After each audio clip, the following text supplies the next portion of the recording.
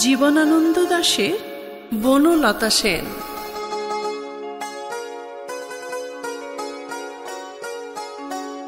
হাজার বছর ধরে আমি পথ হাঁটিতেছি পৃথিবীর পথে, সিংহল সমুদ্র থেকে নিশীথের অন্ধকারে মালয় সাগরে। অনেক ঘুরেছি আমি বিম্বিসার অশোকের ধূসর জগতে, সেখানে ছিলাম আমি।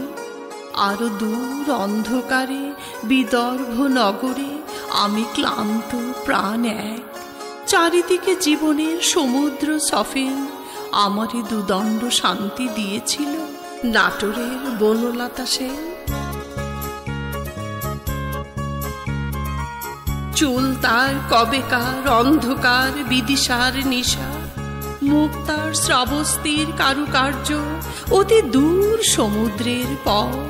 হাল ভেঙে যে নাবিক হারায়েছে দিশা, সবুজ ঘাসের দেশ যখন সে চোখে দেখে দারুচিনি দ্বীপের ভিতর, তেমনি দেখেছি তারে অন্ধকারে। বলেছে সে, এতদিন কোথায় ছিলে? পাখির নীড়ের মতো চোখ তুলে নাটোরের বনলতা সেন।